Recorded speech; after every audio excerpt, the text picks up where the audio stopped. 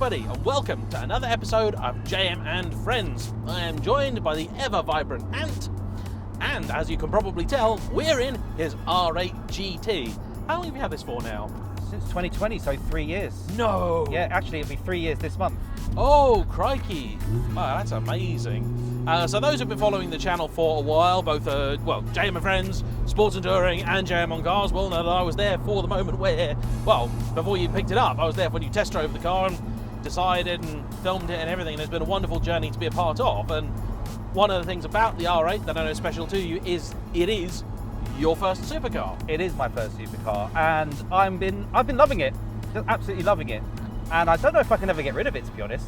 No, we keep talking about possible replacements, and then about 2 minutes into every conversation it turns into, yeah, but what if we kept the R8? Where are you going to get another one of 333 cars that's this special, this unique, this well-spec'd? It's just not going to happen. But that's not what we're here to talk about today. We're here to talk about 5 myths about supercar owners. Yeah.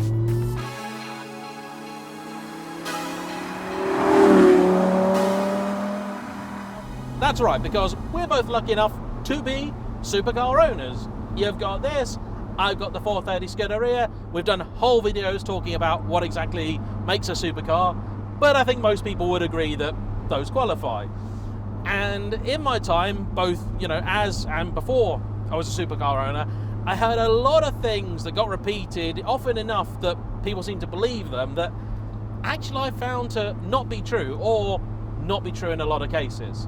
I'm going to start off with the big one, and that's that you have to be a millionaire to own a supercar. Are you a millionaire? I'm not a millionaire. I'm not a millionaire. I mean, I'd like to be, but I'm definitely not. I checked this morning, I'm still not. And the simple fact is that yes, there are plenty of people out there who are millionaires who buy supercars, and frankly, with the price of new supercars being as high as it is, the 296 we drove the other day, near £400,000, maybe a lot of the people buying those new are millionaires, but a huge number of people that I personally know who have cars, particularly the older stuff, 360s, F430s, 458s even, R8s, Gallardos, all that sort of good stuff, they're not millionaires.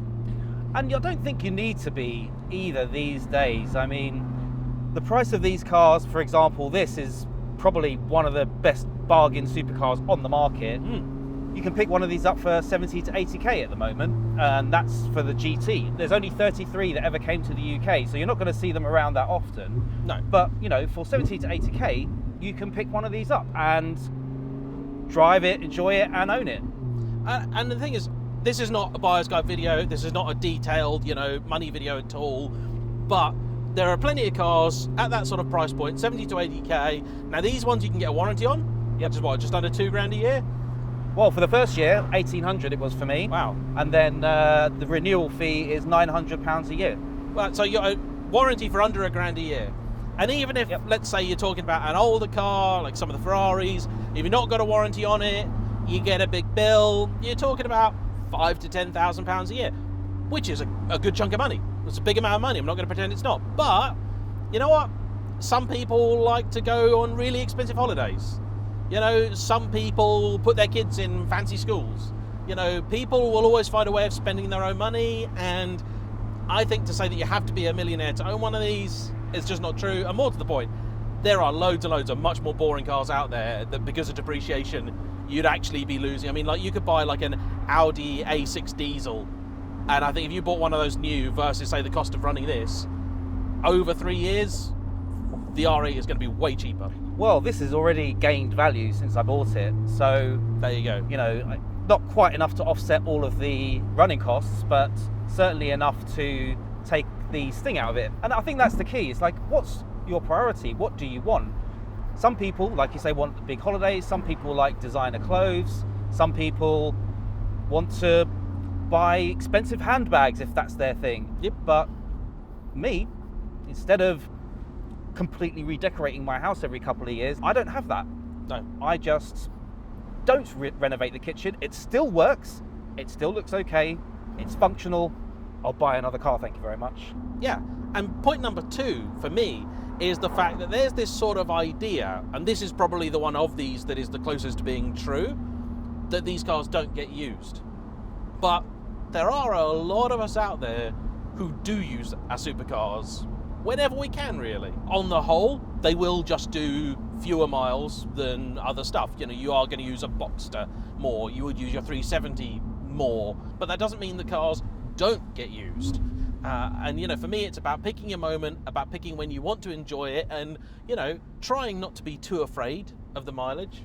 I know a lot of people are, but I also know, and I've got to meet through doing YouTube, a lot of people that will drive their cars, you know, will enjoy them. And actually, very often, these are the people who are least like millionaires. You know, they've got to this stage where they never expected they would be able to afford a supercar, and they do.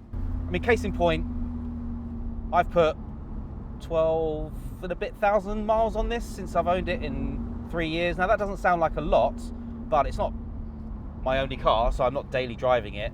I'm only taking it out on special occasions, and I've so far driven all over the country. And there's a couple more trips that I intend to do. One is to Scotland. We were talking about that just earlier today over lunch. And some other places I'd like to go. I'd like to take it over into Europe, in particular to Germany, to go on the Autobahn, because, well, it'll be rude not to. And you got to take it back to Neckarsulm. Well, of course. You got to do it. That's, to me, any car I buy where you can get to the factory reasonably, you got to do it. I did upset a girlfriend once because my BMWs, I took her back to the factory once, and she got a Civic Type R, and I said, we could take that back to the factory. And then she found out they're made in Swindon. I think she thought she was getting a holiday to Japan. Not impressed with me. And for this car, a return to the factory, I think, is all the more important because it was originally factory collected by its original owner. Now, fun fact, I was looking for the launch book, so the sort of hardback brochure that they had for this car, and a friend of mine, he actually sent me 2 links to 2 launch books. One of them looked in slightly better condition, so I thought I'd contact the seller of that one, and rather than go through the auction, just offer him a price to buy right now. So he asked me, is this because you're a fan of the car or do you own one? I said, oh, I actually own one. He said, oh, no way. He said, I used to work for Audi, a dealership in Lincolnshire, and I remember selling one of those many years ago. And I sent him a link to the channel. He saw it. He said, no way. And then he sent me some pictures of the car where they were swapping the German plates over for the UK plates at the dealership. You never told me this. Did I not? No. Yes. What? Oh, that's amazing. Yeah. I've still got the plate in my garage where my dad and I did factory collection of a 911 in Germany. You can't do those things anymore. No, no. I love that. So the other thing is, and what I think is actually probably of all the points we're going to make today, the most important is that, as far as I'm concerned, and I know you're in agreement with him on this one, you don't have to drive one of these cars fast to get the experience.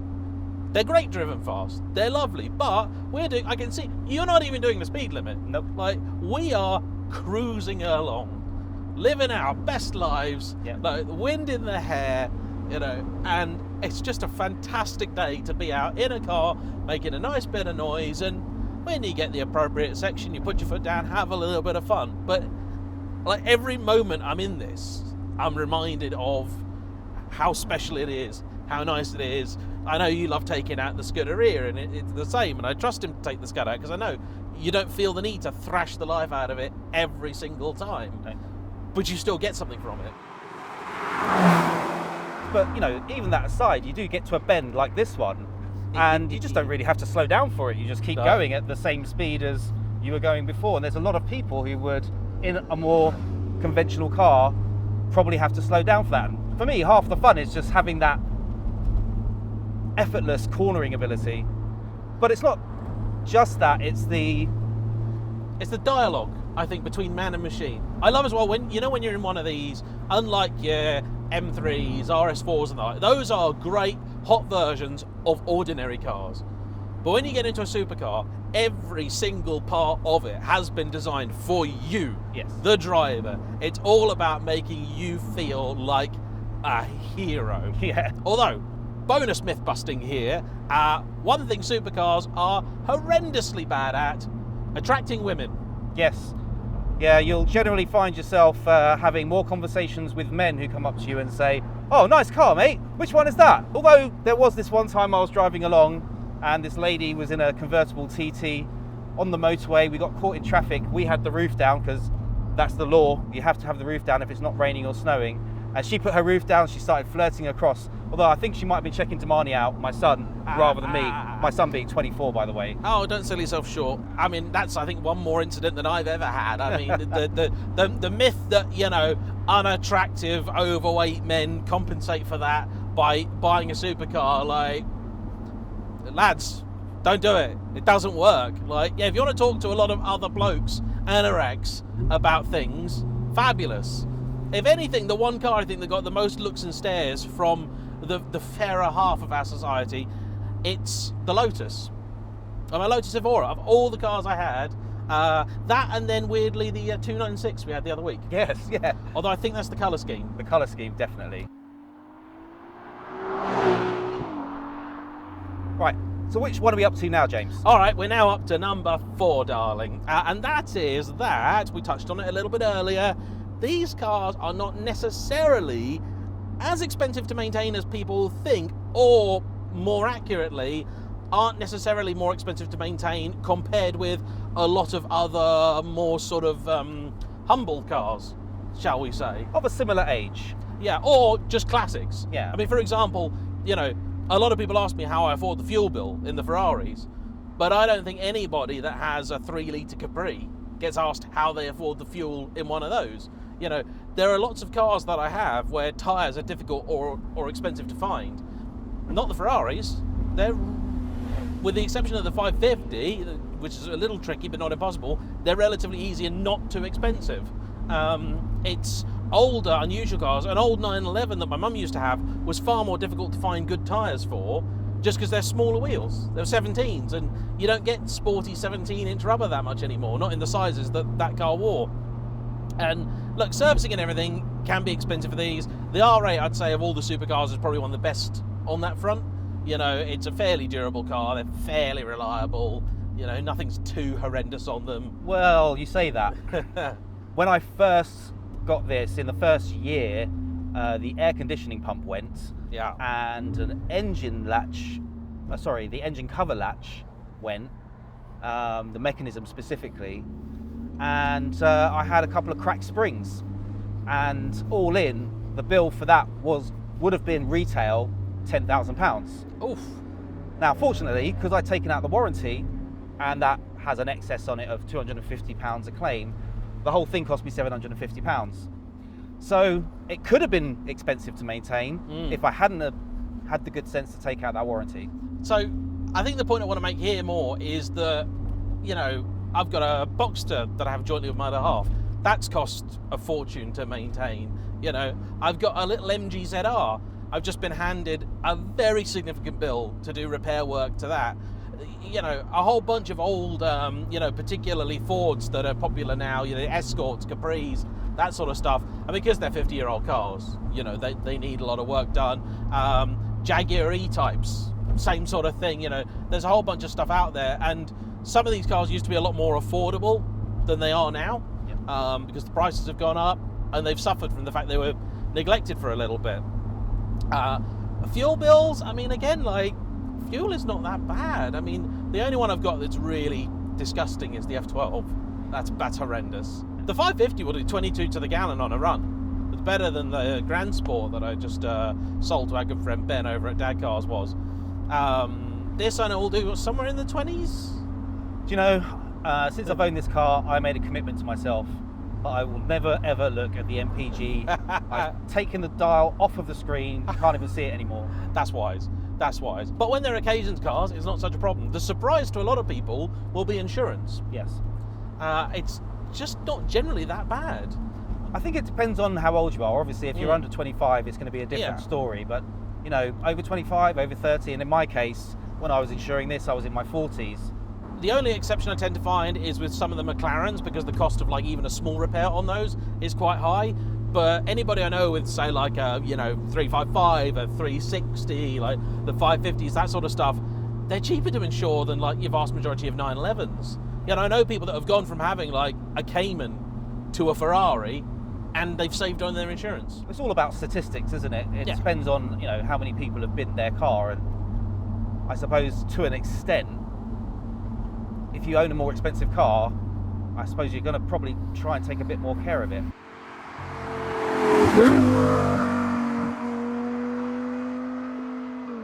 The final thing, really, which I know is one of these areas where you get people in the comment section, they don't always see things the same way as us. Like, we know they're not the fastest thing for the money. Like, we know that, you know, in a drag race, this will be smoked by a Tesla Model S. Yes. That doesn't bother me. Nope. It's not why I signed up for it. Every car I've bought, I think, I could have had something a lot quicker for the money. You know, when I got my Lotus Evora, I could have had a 911 turbo and all sorts of stuff. Would have been way faster. But that wasn't what I wanted. I wanted the car that, you know, you just had to have. And you know what they say, you know, straight lines are for fast cars, corners are for fast drivers. And I'm more interested in how the car feels in the corners than how fast it goes in a straight line. That's just me personally. Not saying that I'm a fast driver necessarily, but no, I know what you mean. Makes me feel better. Yeah, and ultimately, it's an object of desire, isn't it? That's what it is. It's a thing you want, not because it makes sense, but because it appeals to something.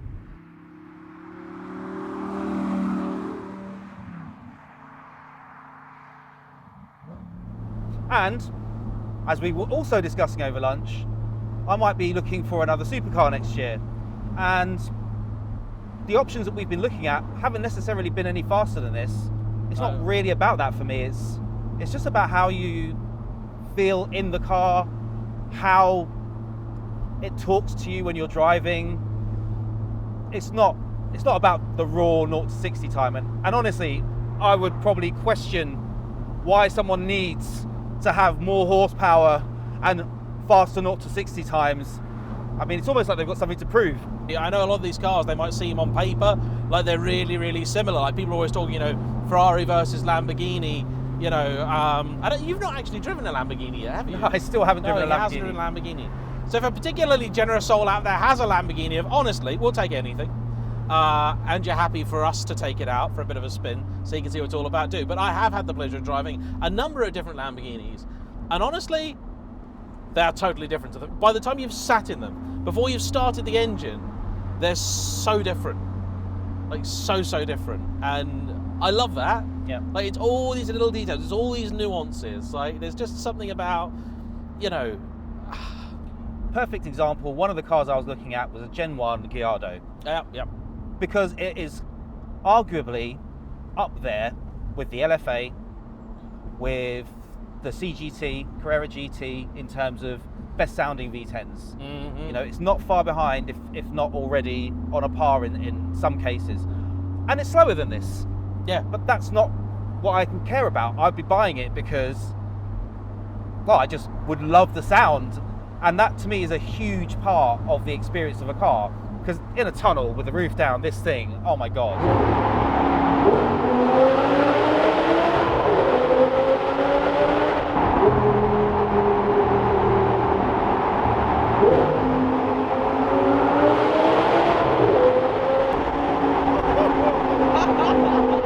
And I had a Gen 1 5-litre Gallardo, and it was a miserable experience, but it is also quite special.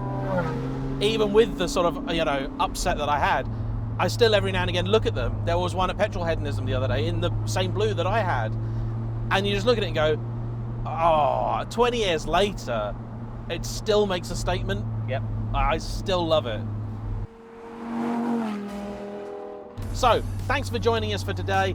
If you are a supercar owner and you think, actually, we've got a few of these things wrong, please hop into the comment section and let us know. Likewise, if you're currently lusting after a supercar, we'd love to know from you what it is and why.